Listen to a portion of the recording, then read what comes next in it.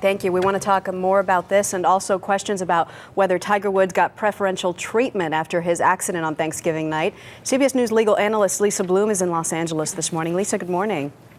Good morning. I think the first thing we should stress, because I think people will jump to a lot of conclusions hearing this, is that this incident this morning is not necessarily related to the Tiger Woods saga that has been unfolding over the last couple of weeks. Well, Maggie, that's right. This family has certainly been under an extraordinary amount of stress as developments have unfolded over the last couple of weeks. But we just don't know if this is an unfortunate coincidence or whether this is related to that stress. Time will tell. But as you say, Maggie, on a related note, the legal case against Tiger Woods ended just 4 days after it began. But new documents have us wondering, is it really over? Take a look.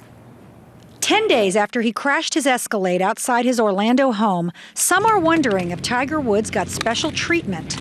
A newly released document shows the responding state trooper asked for a subpoena to test Woods' blood results, but it was denied. It's hard to imagine that if Tiger Woods was Tom Woods instead of Tiger Woods, that he would not have been taken into jail. According to the affidavit, a witness, clearly his wife, reported he had consumed alcohol earlier in the day and was prescribed 2 medications, Ambien and Vicodin. The fact that Tiger Woods was not immediately investigated for driving under the influence of an alcoholic beverage or a drug seems to suggest that there was clearly some kind of preferential treatment here. Meanwhile, celebrity website Radar Online says Tiger's wife has moved out of their Orlando mansion as more embarrassing details come forward about his womanizing. Tiger obviously has had close to at least a dozen different mistresses, and I think we're going to find out that there's more. Tiger got off with a small fine and a driving citation, but the new revelations of drinking and prescription drugs could mean a bigger hit to his reputation.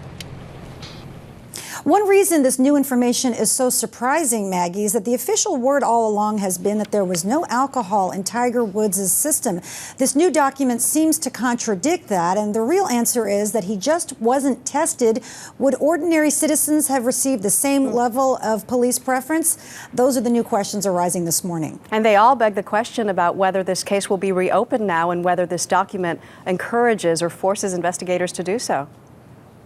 Absolutely, Maggie. I mean, I think ordinary citizens, given the same set of facts, erratic driving, hitting 3 separate locations in the neighborhood, according to neighbors, snoring on the ground after the accident when most people would have an adrenaline rush, those people would have been tested. Their medical records would have been subpoenaed to see whether this was a potential DUI. And of course, as you say, the investigation could be reopened based on this new evidence. And there were also reports that his wife had moved out of the mansion.